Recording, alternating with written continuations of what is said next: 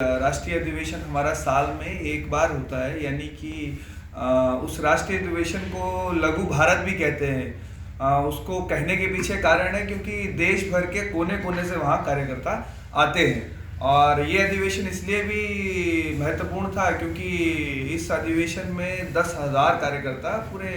देश भर के कोनों से वहाँ उस अधिवेशन में सम्मिलित होने के लिए आए थे।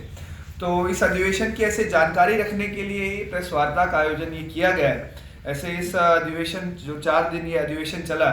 ऐसे अधिवेशन में एमिनेंट पर्सनैलिटीज़ को भी उसमें अधिवेशन में बुलाया गया। जैसे उद्घाटन सत्र की मैं बात करूं तो उद्घाटन सत्र में इस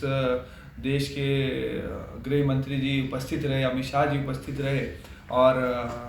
उन्होंने अपने समय में विद्यार्थी परिषद में काम करने को दिन तो याद किए ही, साथ में उन्होंने एक चीज़ जो मुझे लगा कि बहुत अच्छी उन्होंने एक बात कही कि इस देश में कोई भी अच्छा काम करता है या देश में कोई भी अच्छा कार्य जिसका देखने को मिलता है तो उस व्यक्ति के पीछे कहीं ना कहीं विद्यार्थी परिषद का हाथ होता है और विद्यार्थी परिषद से कहीं ना कहीं वो जुड़ा होता है। इस वजह से हमें देखने को मिलता है कि विद्यार्थी परिषद कार्यकर्ता देश भर में अच्छा काम करने को देखने को मिलते हैं। ऐसा अलग अलग सेशन इस अधिवेशन में हुए, पैरेलल सेशन, अलग अलग विषयों पर चर्चा हुई। ऐसे एक पुरस्कार हर वर्ष अधिवेशन में दिया जाता है जिसे यशवंतराव केलकर पुरस्कार कहते हैं। यशवंतराव जी इस विद्यार्थी परिषद के यानी कि कहेंगे कि विद्यार्थी परिषद के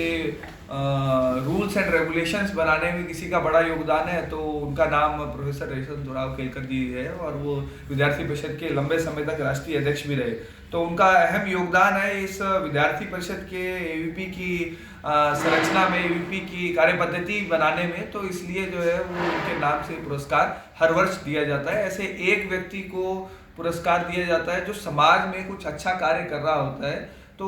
उनको जो है उस पुरस्कार के साथ सम्मानित किया जाता है इस अधिवेशन में। लेकिन ये 75 वर्ष विद्यार्थी परिषद को स्थापना के हो गए और ये इसलिए जो है इस वर्ष बड़ा अधिवेशन था और 3 लोगों को पहली बार ऐसा अधिवेशन में हुआ कि 3 ऐसे समाज में कर रहे अच्छे कार्यों को लेकर के 3 लोगों को पुरस्कार से सम्मानित किया गया, जिसमें शरद विवेक सागर जी है पटना बिहार के। बेसिकली उनका काम जो है जो गांव कस्बों में छात्र छात्राएं रहते हैं और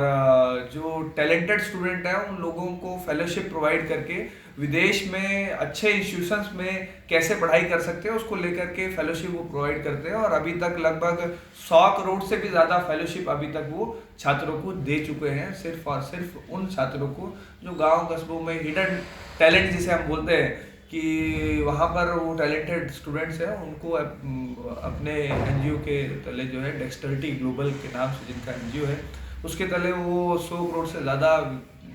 फेलोशिप जो अभी तक छात्र छात्राओं को, भारतीय मूल के छात्र छात्राओं को दे चुके हैं।